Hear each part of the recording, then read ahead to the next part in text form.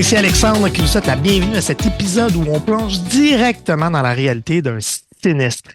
Quand tout bascule, c'est pas juste une histoire de mur ou de plancher ou de refaire le sous-sol, c'est une vie entière qui est déstabilisée. Puis on va en parler justement aujourd'hui de cet aspect-là avec les sinistrés, avec Vicky, qui va nous expliquer là, vraiment l'importance du côté humain dans tout ça. Vicky, bienvenue. Merci. Écoute, faut bien que je te souhaite la bienvenue. Euh, je fais, je- Avant même de parler des solutions, Vicky, là, parce que, tu sais, bon, les gens qui nous suivent ou qui ont commencé à écouter nos podcasts, on a souvent tendance à vouloir donner la solution rapidement. Mais avant même de parler de la solution, je pense qu'on faudrait vraiment pouvoir décrire ce que vit une famille lorsqu'elle traverse un sinistre. On a toutes des histoires d'horreur, mais bon, on va aller dipper un peu plus là-dedans, on va aller gratter un peu plus dans tout ce qui se passe de concret du côté humain. Euh, donc, je t'allais jaser un petit peu de ça, Vicky. Mets-nous en contexte un peu là-dedans sur ce côté-là humain, si ça te dérange pas. On va commencer de même, on va y aller avec une petite touche, puis on va avancer comme ça dans le podcast si ça te convient. Ça me convient parfaitement parce qu'effectivement, c'est très, très important de garder l'aspect humain en tête avant toute chose parce que quand un sinistre survient, qu'il s'agisse d'un incendie, d'une inondation, d'un vol, d'un tremblement de terre, d'une tornade ou d'un autre événement imprévu, les conséquences peuvent être dévastatrices tant sur le plan matériel, on s'en doute bien, mais aussi sur le plan émotionnel. En quelques minutes, souvent, une famille peut perdre sa maison, ses biens les plus précieux et même son sentiment de sécurité. C'est un type d'événement qui bouleverse le quotidien d'une famille complète et ça oblige souvent les victimes du sinistre à réorganiser entièrement leur vie. Et là, au-delà des pertes physiques, les sinistres entraînent souvent un choc psychologique très, très, très important parce que ça vient avec du stress, de l'anxiété, de l'incertitude face à l'avenir et parfois même des troubles de stress post-traumatique qui peuvent émerger. Pour certaines personnes, il s'agit aussi de la perte de souvenirs qui sont bien évidemment irremplaçables, comme des albums photos. Des albums photos, maintenant on a beaucoup de numérique, mais il reste encore les bons vieux albums comme nos parents, nos grands-parents peuvent avoir. Donc ça, c'est irremplaçable et on perd ainsi tous nos repères qu'on a construits sur plusieurs années. Sur le plan pratique, il y a les démarches administratives et tous les contacts avec les assureurs qui peuvent représenter une charge très, très grande, une charge Euh, supplémentaire dans un moment qui est déjà difficile, on s'entend. La reconstruction, qu'elle soit matérielle ou émotionnelle, ben, ça prend du temps, puis ça nécessite souvent l'aide des proches, ça prend l'aide des professionnels et même un solide réseau de soutien. Donc, un sinistre, c'est pas juste un événement ponctuel, ça marque une rupture, un avant et un après dans la vie des personnes qui ont été touchées. Ouais, écoute, t'amènes des perspectives, tu sais, tu l'as dit, hein, on vient perdre nos repères. Puis je pense que ce mot-là, moi, ça me touche énormément parce qu'on vient de casser notre routine. Tu sais, on a une routine, on est Exact. dans une zone de sécurité et là, du jour au lendemain, tout ça bascule. Tu sais, c'est pas un dégât d'eau, un incendie, ça arrive d'un coup. Puis une fois que le choc est passé, là, puis que les vrais questionnements, c'est là, d'après moi, que les vrais questionnements commencent. Là, tu sais, tu te dis, comme mon Dieu, je m'en vais où? Comment je m'en vais? On pense souvent que, tu sais, peut-être le plus dur est derrière nous, là, tu sais, mais en réalité, là, c'est souvent là que l'angoisse prend toute sa place. Là. Je pense que tu le dis avec la transition administrative. Hey, c'est quoi mes prochaines étapes? Écoute, Vicky, tu as vu des familles passer par ce genre d'épreuve-là. Tu nous as parlé avec ton background un peu. Là. Concrètement, là, une fois qu'on a le chèque en main, le fameux cash-out, là, quelles sont les questions qui reviennent le plus souvent ou qui montrent là, que c'est peut-être pas si simple que ça là, maintenant que tu as juste l'argent et que tu dis OK, c'est beau, là, c'est réglé. C'est pas ça la réalité. Là. Non, non, j'aimerais ça que ce soit ça, mais malheureusement, ce n'est pas le cas. Parce que après un dégât d'eau, un incendie ou bref, toute catastrophe, on a plusieurs questions concrètes, mais très urgentes. Donc, principalement, il y a les questions immédiates. Par exemple, où est-ce que je vais dormir ce soir? Est-ce que ma maison est encore sécuritaire et habitable? Est-ce qu'il y a des biens que je peux récupérer parmi tout ça? De quoi j'ai besoin? Des vêtements, de la nourriture, des médicaments. Et c'est qui j'appelle en premier? Est-ce que j'appelle les pompiers? Est-ce que j'appelle les assurances? Est-ce que j'appelle les membres de ma famille pour m'aider? Donc, tout ça, c'est des questions qui viennent presque immédiatement lorsque le sinistre survient. Ensuite de ça, on a la portion Assurance. Donc, est-ce que je suis couvert? Et il vient d'avoir une tornade, puis mon toit est parti. Est-ce que je suis couvert pour ce type de sinistre? C'est quoi la procédure pour faire une réclamation? De quelle façon ça fonctionne? Est-ce qu'il y a des documents que je dois fournir? Ça va prendre combien de temps avant d'être indemnisé? Est-ce que j'ai le droit à un logement temporaire qui va être payé par mon assurance parce que c'est assez important?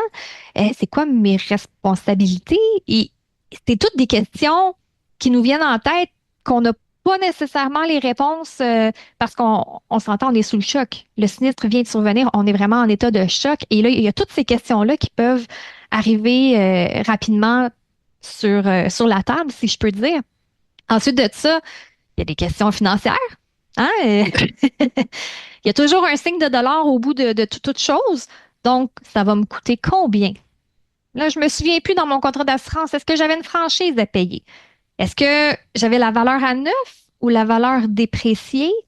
Comment je vais gérer mes autres dépenses en attendant l'indemnisation? Parce que c'est pas au jour 1 du sinistre que je vais recevoir un chèque ou du moins une compensation monétaire.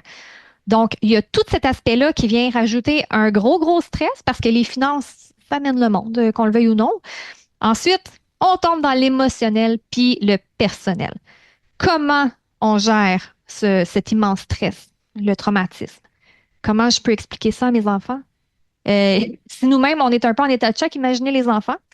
Est-ce que je me sens en sécurité où je suis présentement? Est-ce qu'on va arriver en tant que famille à surmonter l'épreuve? Ça, c'est les questions immédiates, mais il y en a aussi qui sont à long terme. Ça va durer combien de temps, les réparations? Quand est-ce que je vais devoir redéménager? Est-ce qu'il faut reconstruire? Est-ce que c'est juste une petite rénovation ou on déménage à long terme puis va récupérer notre chez nous dans 2 ans? Y a-t-il quelque chose que je peux faire pour éviter que ça se reproduise? Est-ce que c'est le bon moment pour repenser à mon assurance? Donc, ce sont de nombreuses questions très complexes qui montrent à quel point, lorsqu'un sinistre survient, c'est plus qu'un incident matériel. Donc, ça bouleverse l'organisation de la vie quotidienne, ça soulève des enjeux émotionnels, logistiques et, bien évidemment, financiers. Euh, Vicky, j'ai une fraction de seconde, je me suis dit, mais imagine toutes les questions que tu viens d'énumérer là. Quand tu es dans l'action puis que ça arrive, là, je suis comme, oh! Puis tu as soulevé des super de bons points. On a-tu un témoignage peut-être? As-tu quelque chose qui peut peut-être faire un wrap-up avec un petit témoignage de ça qui met en contexte? Parce que là, tu sais, t'as une liste. Puis moi, depuis que j'ai commencé ce podcast-là avec toi, je te le dis tout de suite, j'ai ressorti mes documents d'assurance, j'ai recentralisé mes affaires, je me suis mis à jour dans mes applications, je me suis mis à jour avec mes assurances. J'étais allé relire mes affaires, mes couvertures, puis j'ai commencé à faire mes devoirs moi-même. C'est bien parce j'ai commencé à embarquer dans cette aventure du podcast avec toi, parce que par défaut, moi, c'est dans une filière à la maison, puis je me dis, bah, c'est beau, je paye ça par mois, puis je suis correct, là. Mais clairement, j'ai encore du travail à faire, mais je suis content. As-tu un Mais témoignage peut-être un peu plus précis, peut-être? j'ai un témoignage, mais Alex, tu as fait exactement la bonne chose. Puis j'espère même que notre podcast va susciter cette envie-là chez les gens d'aller juste valider leurs affaires, être au courant de leur police d'assurance. Je pense que c'est un devoir que toute personne devrait faire, qu'on soit locataire ou propriétaire. Juste être au courant parce que c'est pas les deux pieds dans l'eau que tout va nous revenir par magie en mémoire. Ouais, parce que Mais la magie d'un courtier, c'est beau, là, mais tu sais, ça a ses ça fait limites, pas là. tout. Non, non, clairement Exact. pas, clairement pas. Ouais, OK. Ben, j'ai un témoignage. Permets-moi de te lire ceci. Ouais. Quand j'ai reçu le chèque, je pensais pouvoir souffler, mais c'est là que l'angoisse a vraiment commencé. Au départ, je me disais, une fois que j'aurai le chèque de l'assurance, tout ira mieux. Le dégât d'eau avait ravagé ma cuisine, une partie du salon. J'avais bien suivi toutes les étapes. Photos, appels, visite de l'expert, devis. C'était long, compliqué, mais j'ai tenu bon. Et enfin, après presque 2 mois, le chèque est arrivé. Hi! Mais en l'ouvrant, le soulagement que j'attendais ne venait pas. Le montant ne couvrait pas tous les dégâts. Il y avait des choses qui n'étaient pas prises en charge, d'autres évaluées à la baisse parce qu'on me disait que c'était la valeur dépréciée. Sauf que moi, je ne peux pas racheter une cuisine d'occasion. L'entrepreneur que j'avais contacté m'a confirmé que les réparations coûteraient bien plus cher. Et là, j'ai compris que j'allais devoir payer de ma poche. Sauf que je n'avais pas prévu ça, comme bien des gens, hein. Et là, j'ai compris que j'allais devoir payer de ma poche, sauf que je n'avais pas prévu le tout et je ne parle même pas des délais. Les travaux ne pouvaient pas commencer avant 3 semaines et en attendant, je vivais dans un chantier. Je passais mes journées à relire les papiers de l'assurance, à essayer de comprendre les termes, à envoyer des courriels, à négocier. Ce que je pensais être la fin du cauchemar, c'était en fait un nouveau début. Alors oui, j'ai reçu le chèque, mais j'ai pas retrouvé ma vie d'avant. Pas encore. Wow! C'est un peu bouleversant parce Euh, que le témoignage que je viens de lire, c'est la réalité de tellement de personnes. C'est pas un cas isolé, là, Tu sais, malheureusement. on se dit toujours, ah, c'est important d'avoir un coussin, mais quand ton coussin il brûle, là, littéralement, là, t'en as plus, là, ce coussin-là. Là. Puis, écoute, je vois clairement, puis je comprends que ce témoignage-là, que tu sais, recevoir un règlement comptant, ça peut être rassurant. Là. Je pense que on l'entend très bien écoute, enfin, mais on se dit enfin, j'ai l'argent, je vais pouvoir avancer, mais la réalité, c'est que ça vient avec aussi un lot d'inquiétudes puis des pièges à travers de ça, là, des surprises qui on pensait avoir tout était derrière nous autres. Non, non, il en reste encore pas mal à avoir. Euh, Vicky, j'adore ça parce que justement, on avance. Là. C'est un podcast qui est le fun parce que je sens qu'on place des choses. Puis, tu peux-tu nous aider à comprendre pourquoi ce fameux chèque là, qui devrait représenter une solution devient souvent un casse-tête pour les sinistrés? Là, dans quel. C'est un peu plus concret là, à ce niveau-là. Là. Parce que là, le témoignage le marque, là, on le sent. Là, il y a une cassure, puis oups là. Mais j'aimerais ça comprendre. On va aller gratter un petit peu plus si ça ne dérange pas. Bien sûr, on va démystifier les enjeux. Pourquoi, en fait, la réception du chèque n'est pas Ouais, nécessairement exact. pas la solution, mais la fin des soucis, la fin des tracas. Le client, à partir du moment où il a son chèque, il est autonome. Il est plus épaulé par son assureur, il devient vraiment autonome de A à Z, mais malheureusement, souvent, il est isolé. Il ne connaît pas toujours les bonnes ressources vers lesquelles se tourner. Il y a des pièges. Hein? Là, on est dans OK, j'ai mon chèque, là, go, go, go, go, go, je veux que ça déboule parce que ça a été long, là, tout le processus le devis, les experts, comme je l'ai mentionné tantôt. Donc là, on veut choisir au plus vite. Et parfois, on va accepter la première soumission. On peut avancer des fonds sans garantie. Tout ça, moi, là, je te dis ça, puis j'en ai des frissons.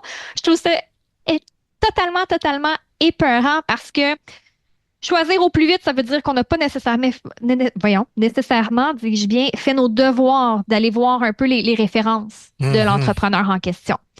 Accepter la première soumission. Ben, est-ce que c'est une soumission qui reflète réellement les travaux qu'il y a à faire? Ouais, j'ai pas de comparable. Ben Ouais. non. Donc, c'est bon d'avoir quand même plusieurs, euh, plusieurs soumissions quand on n'est pas certain de l'entrepreneur avec lequel on fait affaire. On s'entend parce que c'est pas nécessairement un entrepreneur d'un réseau certifié, là. On parle d'entrepreneurs comme ça on peut avoir trouvé sur Internet. Avancer des fonds sans garantie. Tantôt, tu l'as très bien dit quand tu as parlé du petit coussin. On travaille fort pour en mettre de côté. En tout cas, moi, je pense que c'est la réalité de tous les gens que je connais. On travaille fort, on s'en met de côté. Oh, on finit par avoir un petit coussin, puis là, c'est ça, mettons, on a un entrepreneur qui nous dit, bon, moi, je peux te faire ça, il n'y en a pas de problème, ma petite madame. J'ai besoin d'une avance de fonds pour débuter les travaux, ça va coûter 8 000 dollars. OK, hey, j'ai mon petit coussin. Puis après ça, l'entrepreneur disparaît dans la brume avec les 8 000 dollars. Puis ça, c'est pas quelque chose d'inventé, là. C'est des choses qui arrivent, malheureusement. Donc, moi, ça, ça fait partie des raisons pour lesquelles je trouve que Click Sinistre est une bonne solution. Mais bon, on continue. Les risques, c'est qu'on peut aller dans des dépassements de coûts. Parce que là, vu qu'on a une soumission de un entrepreneur qu'on connaît pas, ben, il peut nous charger ce qu'il veut. Est-ce que c'est vraiment ça la réalité des coûts des matériaux sur le marché actuellement? On ne le sait pas. Il peut y avoir des délais, des mauvaises exécutions au niveau des travaux. Et tout ça, ça donne un immense stress familial parce que si le petit coussin est parti, faut plus qu'il arrive d'autres enjeux. Hein. Faut plus qu'il arrive quoi que ce soit. Donc là, ça fait des parents stressés. Quand les parents stressés, les enfants s'en ressentent et bon, on extrapole. Ah, toutes les sphères sont touchées. Absolument, Ouais. exactement. Et c'est là que Click Sinistre entre en jeu. C'est là qu'on vient donner ce beau coussin confortable où on peut aller s'accoter puis être épaulé pour toute la suite des choses. Donc, je pense que super de transition. C'est là que ClickSnitch change la donne, littéralement. Puis c'est quand on est pris dans ce brouillard-là de décisions à prendre, à avoir quelqu'un qui coordonne, de ce que je comprends, qui nous accompagne, qui nous rassure, ça devient essentiel. Oui. Vicky, j'ai hâte là, de prochain là, dans ce qu'on s'en va parce que raconte-nous concrètement comment vous intervenez pour transformer un moment de stress, là, parce que là, je pense que tu en as énuméré pas mal, là. J'en ai eu des frissons moi avec, en un processus fluide et sécurisant pour les familles, justement, avec Clixinis. Ben, je vais juste rappeler le fonctionnement Clixinit parce qu'il y en a peut-être qui se joignent à nous aujourd'hui puis qui connaissent pas Très qui on bonne est. idée, très bonne idée. Donc, on est une plateforme qui permet aux gens de faire une ouverture de dossier, d'obtenir un financement dans quelques minutes qui ne va pas avoir un effet sur la cote de crédit. Ensuite de ça, le client est référé à des entrepreneurs certifiés. Donc, vraiment, un réseau d'entrepreneurs qui ont un taux d'exigence très, très, très élevé pour faire partie de notre réseau. Et c'est ainsi que les travaux commencent. Donc là, le client est épaulé vraiment jusqu'à la fin. Et à la toute fin, l'entrepreneur est payé par notre partenaire financier qui s'est occupé du financement. Donc, vraiment, là, un accompagnement de A à Z pour retrouver le plus rapidement possible notre maison et notre rythme de vie comme il était avant le sinistre. Donc, ça, c'est vraiment notre fonctionnement nommé très rapidement. Alors, nous, ce qu'on a, c'est un réseau d'entrepreneurs spécialisés qui est rigoureusement sélectionné. On offre une solution de financement rapide avec Financeit, donc jusqu'à 100 000 de financement en quelques minutes qui n'a aucun impact sur la cote de crédit. On offre l'accompagnement complet de l'estimation des travaux qui vous est fourni. On coordonne les étapes. On suit le client jusqu'à la fin. Donc, zéro stress, zéro incertitude, pas de recherche à faire. Donc, le client, là, il n'est plus seul. On le prend en charge sans pression avec des professionnels de confiance. Puis, je pense qu'ici, le terme confiance, c'est vraiment, vraiment important parce que c'est souvent ça qui est ébranlé au travers tous les travaux qui peuvent avoir lieu avec des entrepreneurs qu'on ne connaît pas, qui ne font pas partie d'un réseau certifié. Donc, quand notre confiance a été ébranlée après ça, de dire, bon, mais on recommence, puis c'est difficile. Donc, Clic Sinistre vient terminer ça, cette histoire de non-confiance, parce que c'est des personnes, du personnel qualifié qui va rentrer chez vous puis qui vont vous aider à retrouver votre maison telle qu'initialement. Parce que tu l'as dit, cette chaîne de confiance-là, elle est fragile. Puis quand tu es dans une situation où tu n'as plus le contrôle, que tu es déstabilisé dans toutes tes sphères, ben, tu mélanges. Inévitablement, tu mélanges tout. Là. Tu sais, là, c'est rendu ton assureur qui est pas correct, alors que tu sais, c'est l'entrepreneur c'est lui qui a peut-être pas fait ses affaires, et t'es perdu. Tandis que là, tu t'embarques Exactement. sur une track, tu es capable de te référer aux bonnes personnes, tu as des bonnes ressources, tu peux souffler. Je pense que le côté de Financeit aussi vient rassurer en disant, mais écoute, c'est peut-être le moment idéal pour aller faire telle chose, avoir vraiment ce coussin-là, de me refaire le petit coussin pour m'assurer que ma famille va reprendre ce rythme-là, puis qu'on voit au bout du tunnel que, regarde, on va s'en sortir, puis ça va bien aller, puis que t'enlèves cette pression-là de stress financier là, Oui, qui est hyper important. Surtout de puis ce même, temps-ci, on entend juste ça. Là. ben On oui, entend ça exact. que ça explose partout. D'avoir ce coussin-là, c'est fou. Il me semble que ça Ben, enlève. puis ça permet de le garder, le coussin, Ouais, exact. De pas y toucher. Ouais, t'as bien, de ne pas y c'est vrai, ça. toucher, Très parce que bon là, point. tous les travaux sont financés. Ouais, Donc, clairement. la réclamation comptant que le client a reçue peut le client peut décider de l'appliquer directement sur son financement. Donc, on va dire que la personne a besoin d'un financement de 12 000 pour effectuer les travaux, puis qu'il a reçu un chèque de 10 000. Bien, il peut décider d'appliquer le 10 000 et seulement faire financer les 2 000 restants, ou encore, on offre la possibilité au client de garder le 10 000, puis bon, pour faire ce que le client décide et de faire financer les 12 000 au complet à un échéancier de paiement qui lui permet, qui le garde confortable. Donc, ça vient Wow. enlever le trou, le trou financier là, où, oh mon Dieu, ça, c'était pas planifié. Là, j'ai à sortir des fonds que je pensais pas mettre là-dessus parce qu'on souhaite jamais, jamais avoir un sinistre. Puis comme j'avais déjà mentionné dans un épisode auparavant, il n'y a personne qui est à l'abri. Mais Parce non. qu'on a déjà parlé, ah, moi j'ai une maison neuve, fait que je vais être correct. Oui, oui. Non, Oui, mais non, non. non. Quand la rivière sort de son lit, peu importe l'année de la maison, je te dirais que l'eau rentre.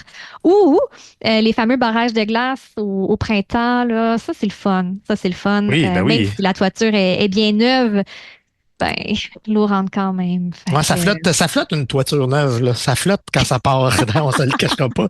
Euh, Vicky, moi, j'aime aussi le fait que tu me dis que c'est rapide, là. Ce processus-là de rapidité, là, c'est pas juste vendeur, c'est vraiment dans les faits, là. Tout le côté administratif de tomber sur une musique d'ascenseur, on vient de skipper non. ça, là. On vient de Oh skipper mon ça, Dieu, là. oui. Ah, wow, OK. Écoute, pour que ça soit encore plus clair, puis t'es pas obligé de m'écouter, hein, ce petit patois-là, écoute, là. Imaginons une situation un peu plus réelle. On va prendre un exemple bien concret pour illustrer la façon dont ClickSinis accompagne notre client du début à la fin. Euh, Vicky, parle-nous de Mylène et de son expérience. On va l'appeler Mylène pour le cas, pour qu'on comprenne bien comment ça se déroule étape par étape. On va aller gratter un peu plus, mais on va mettre ça dans un contexte plus précis. Bien sûr, Mylène, mère de Yes. 2 enfants, a reçu 24 000 après un dégât d'eau. Donc, ça, on se souvient, c'est le chèque de l'assureur, le fameux cash-out. Donc, là, Yes. l'assureur n'est plus dans le dossier. Mylène est toute seule avec son chèque. Elle a contacté Clic Sinistre. En moins de 48 heures, qu'est-ce qui a été fait dans son dossier? Elle a eu son financement préautorisé. Son entrepreneur a été trouvé. Son entrepreneur l'a contacté et les travaux sont planifiés. Donc, suivi, tranquillité, satisfaction, tout est au rendez-vous. Je- J'aimerais ça de faire une longue histoire puis romancer ça, mais ce sont les faits. C'est rapide de cette façon-là. Clic Sinistre devient vraiment non seulement épauler, mais mettre au repos le stress, l'inquiétude, les incertitudes, tout ça, ça n'existe plus. Nous, on l'a prise en charge, puis ensuite de ça, ben, elle peut continuer sa vie. C'est sûr qu'on est en chantier le temps des travaux, hein. On n'a pas le choix de passer par cette étape-là. Ah, c'est pas des vacances. C'est pas des vacances. À moins que Mylène décide de partir en vacances. L'histoire le dit pas. Mais tout ça, c'est pour illustrer à quel point c'est rapide. Donc, lorsqu'on ouvre notre dossier au clicksinist.com, tout de suite, on est pris en charge, on reçoit un appel, puis le tour est joué, tout simplement. Ce qu'on retient, là, c'est que peu importe où que tu vas être après un sinistre, vous n'êtes jamais seul. Il y a des Exact. solutions, il y a de l'accompagnement, il y a surtout une façon de retrouver confiance et tranquillité. Je pense qu'on peut pas mieux l'illustrer que là. Euh, Vicky, un dernier mot euh, pour rassurer les gens qui nous écoutent, là, qui sentent peut-être un peu dépassés, parce que là, c'est beau, on trace ça, mais il y en a peut-être qui ont les deux pieds dedans, puis que malgré l'écoute de notre podcast, ils sont encore peut-être un peu dépassés par tout ça. Un petit mot peut-être pour rassurer nos gens là, qui seraient dans cette situation-là, malheureusement. Ben oui, peu importe où vous en êtes dans votre parcours suite à votre sinistre, vous pouvez nous appeler. C'est chez Clic Sinistre, on est là pour vous redonner le contrôle, la confiance, la tranquillité, hein, la tranquillité d'esprit, ça n'a pas de prix. Donc, visitez le clicsinistre.com, posez une question, demandez un rappel, ouvrir votre dossier. Bref, moi, ça va me faire plaisir de vous contacter personnellement pour qu'on puisse débuter notre collaboration pour que vous puissiez retrouver votre tranquillité. Merci d'avoir été là, Vicky, pour cet épisode-là. Littéralement, moi, je vois ça comme une bouée pour les sinistrés. Littéralement, Oui, là. Je pense que l'image de la bouée est bonne. Tu as parlé du clicksinist.com. Est-ce que je me trompe si les gens veulent peut-être t'envoyer un petit courriel info à commercial clicksinist.com, c'est toujours une belle façon aussi de communiquer oui. directement par courriel. Donc, bien sûr, vous pouvez aller sur la page web, mais vous pouvez envoyer un courriel aussi et l'équipe va se faire un plaisir de vous retourner un suivi assez rapidement. Là-dessus, ben, restez à l'affût de notre prochain épisode. Le prochain épisode, on va parler des opportunités pour les entrepreneurs après sinistre. On va aller gratter un peu plus du côté des entrepreneurs. On va voir comment cette réalité, aussi difficile soit-elle pour les sinistrés, je pense qu'on l'a bien illustré aujourd'hui, peut devenir aussi une véritable occasion de croissance aussi pour les partenariats, pour les entrepreneurs, pour un partenariat justement avec les entrepreneurs. On vous le dit, hein, dans ce podcast-ci, on va dans des terrains que pas grand monde veulent, que c'est tabou. On veut justement faire tomber ces barrières-là puis rassurer les gens d'être lexinistes. En tout cas, moi, j'ai commencé à faire mes devoirs et je suis rassuré. Vicky, tu me validé que je faisais bien mes devoirs et puis que j'étais dans la bonne direction. Merci pour ça, Vicky. Donc, abonnez-vous au podcast pour ceux qui veulent rien manquer. Puis on se retrouve très bientôt. Puis encore une fois, Vicky, merci pour cette super rencontre aujourd'hui. Je te souhaite une belle fin de journée, Vicky. Merci vraiment.